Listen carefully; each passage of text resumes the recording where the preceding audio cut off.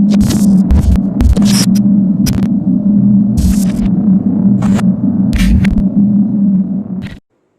Students, आज हम chemical kinetics पे आपके सामने एक्सप्लेनेशन टॉपिक्स पे डेरिवेशंस, क्या है केमिकल काइनेटिक्स। काइनेटिक्स का मतलब मोशन होता है और केमिकल्स में मोशन कैसा। केमिकल्स में मोशन का मतलब नहीं है कि कार्बन कहीं भाग कर जा रहा है, मीथेन कहीं भाग रहा है, ऑक्सीजन कहीं भाग रहा है, ये भागने वाले कहीं नहीं। There is only conversion of reactant into product. Conversion of reactant into product. कितनी तेज रिएक्टेंट घट रहा है, कितनी तेज रिएक्टेंट बढ़ रहा है, प्रोडक्ट बढ़ रहा है, ये सब हम इस चैप्टर में देखेंगे। काइनेटिक्स की यही डेफिनेशन है।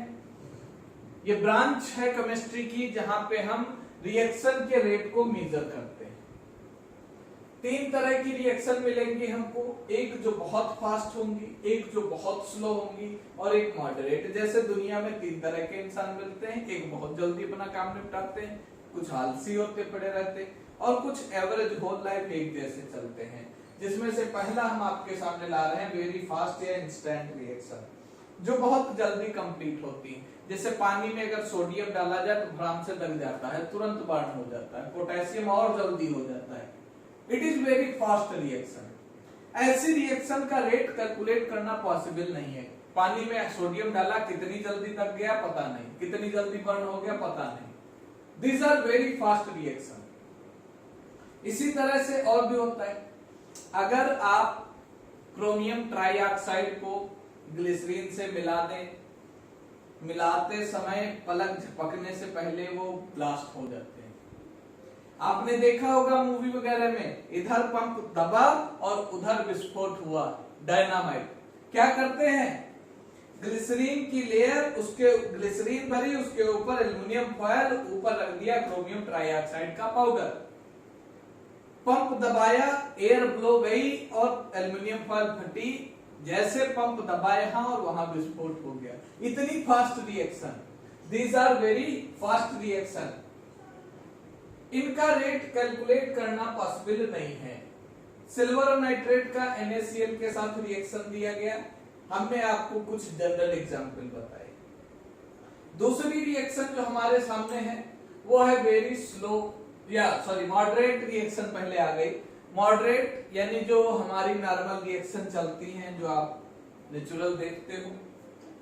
शुगर को पानी में घोलना या PCl5 को हीट करके PCl3 और Cl2 में तोड़ना, या फिर 2SO2 + O2 2SO3, इन सब के रेट हम इजीली डिटरमिन कर सकते हैं।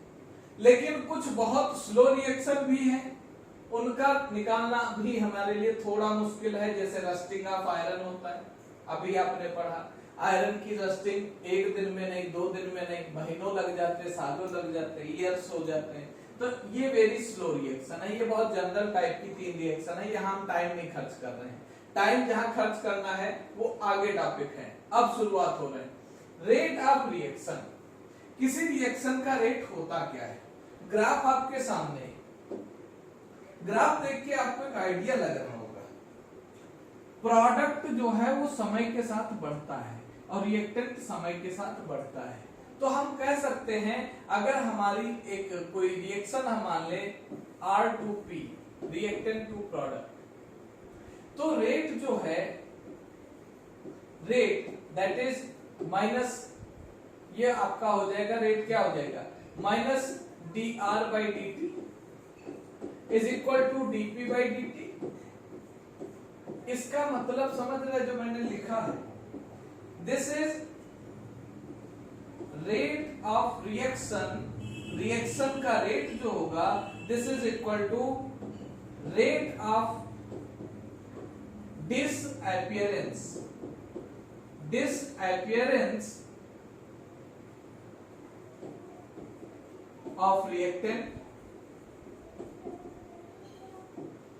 is equal to rate of appearance of product, appearance of product। ये होता है किसी भी रिएक्शन का रेट। कितनी तेजी से रिएक्टेंट घट रहा है और कितनी तेजी से प्रोडक्ट बढ़ रहा है। अगर एक जनरल इक्वेशन हम आपके लिए ले लें तो आपके सामने ये रिएक्शन मैं लिख रहा हूं, ये आपका है N2 plus 3H2 is equal to 2NH3। अब इसके लिए अगर हमको रेट लिखना है, यानी कि dx by dt, यही होता है rate. This is equal to minus dN2 upon dt is equal to minus 1/3 of dH2, यानी जो बैलेंसिंग मोल है ये अपान में चले जाएंगे और प्रोडक्ट में साइन प्लस का रहेगा।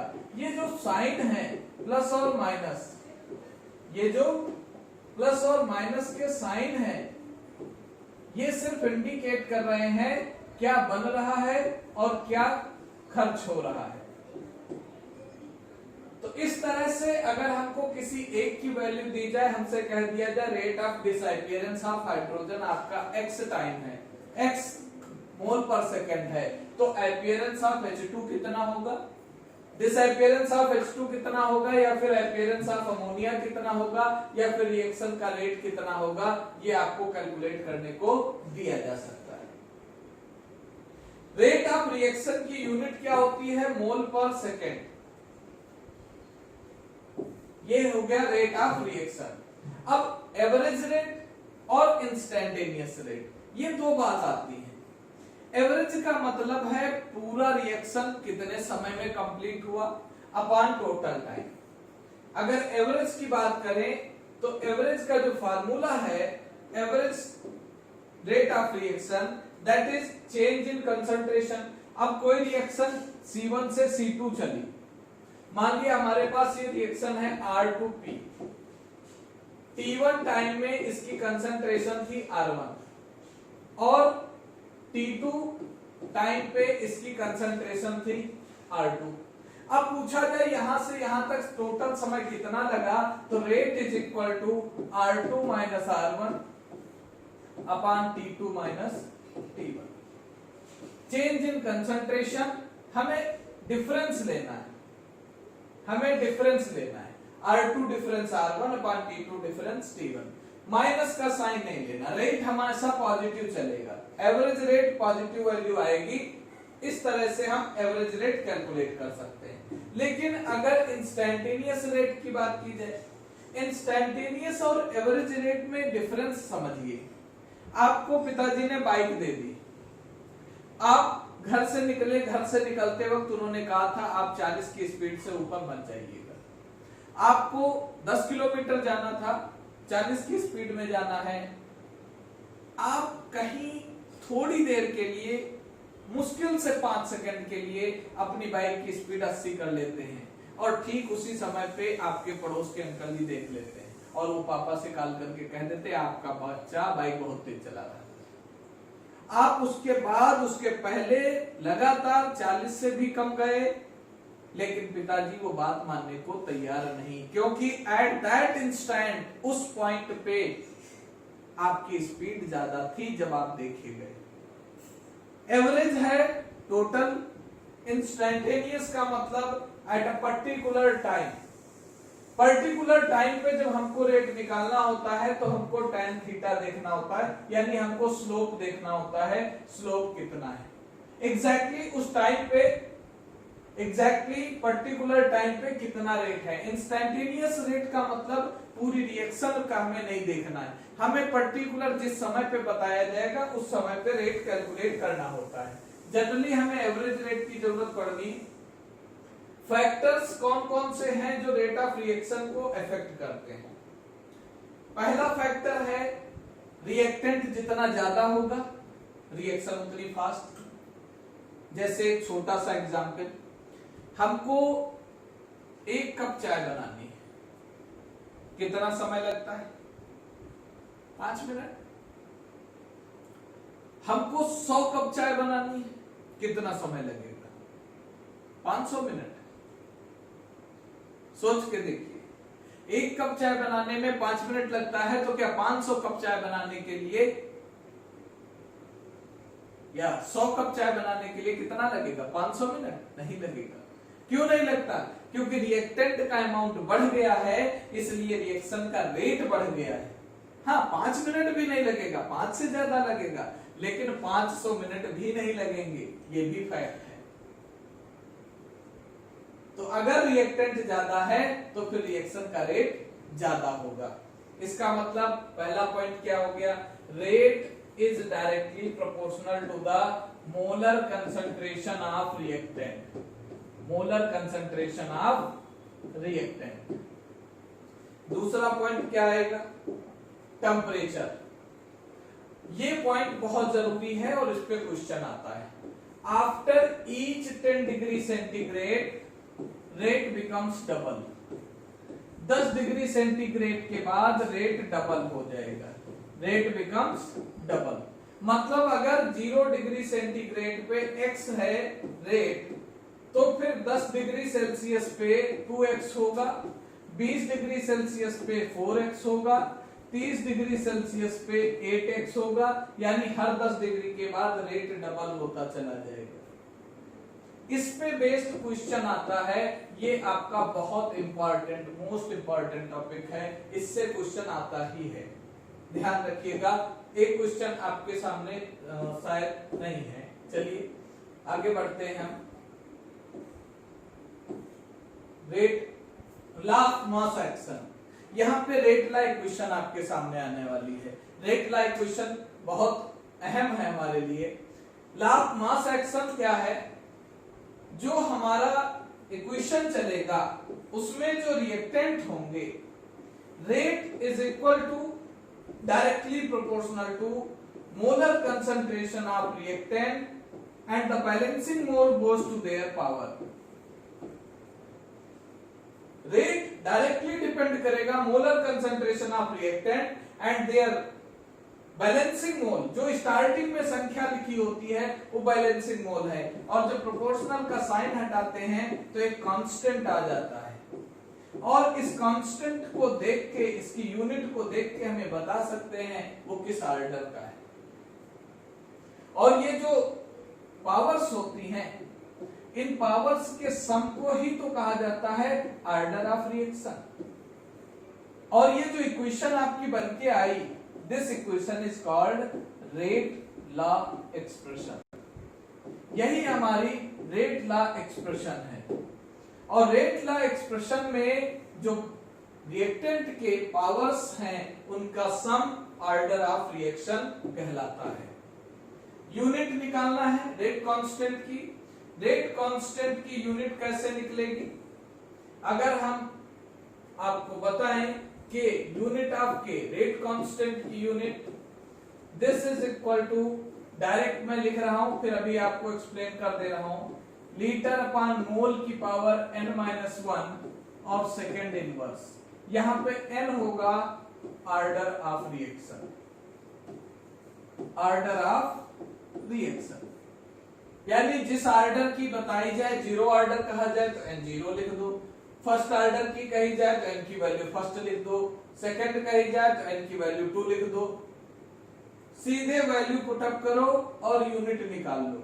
यूनिट देख के आपको पता चल सकता है, अगर क्वेश्चन न्यूमेरिकल लगा रहे हो तो हमको ये पता चल जाएगा यूनिट देख के के की कि क्या आएगा, इसका ऑर्डर क्या होगा।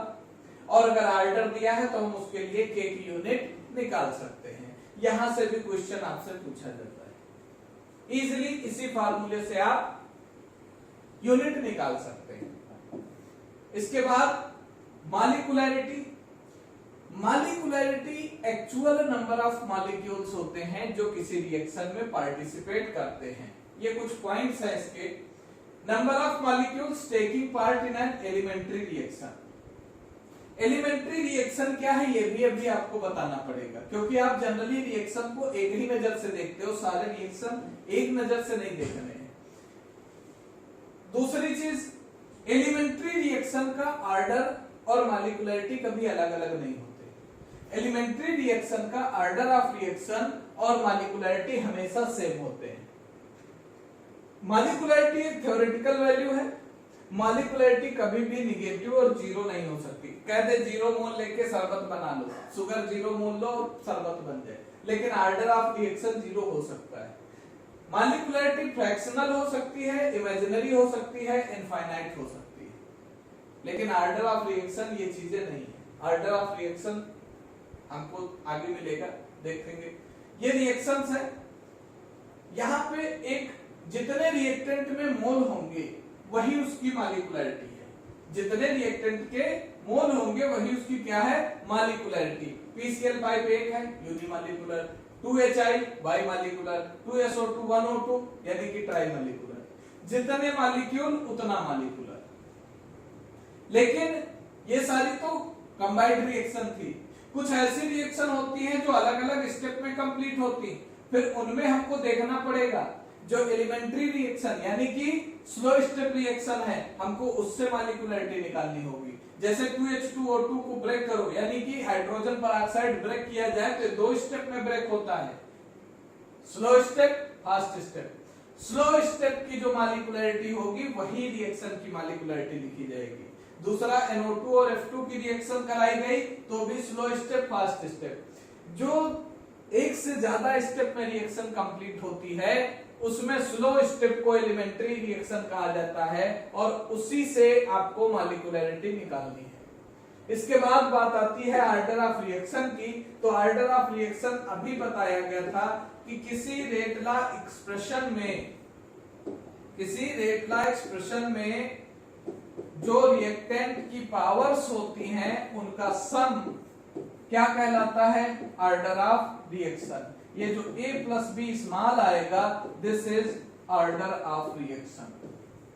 ऑर्डर ऑफ रिएक्शन ये निगेटिव, जीरो, फ्रैक्शनल कुछ भी हो सकते हैं, but they are experimental concept. इनकी कोई थ्योरेटिकल वैल्यू नहीं है, दीज आर एक्सपेरिमेंटल। ठीक है, इस बात को ध्यान रखिएगा। एलिमेंट्री रिएक्शन वो रिएक्शन है जो एक से ज्यादा स्टेप में कंप्लीट होने पे आपको देखिए, it is the reaction which completes in a single step. अगर एक से ज्यादा स्टेप में कंप्लीट हो रही है तो फिर उसका जो स्लो स्टेप है वो हमारे लिए एलिमेंट्री रिएक्शन होता है। ओवरऑल रिएक्शन जो रेट होता है वो डिपेंड करता है स्लोवेस्ट एलिमेंट्री स्टेप। यही बताया ना, अगर एक से ज्यादा स्टेप है तो हमको स्लो स्टेप लेना है। स्लो स्टेप हमारा क्या होगा, एलिमेंट्री स्टेप होगा। Pseudo first order reaction.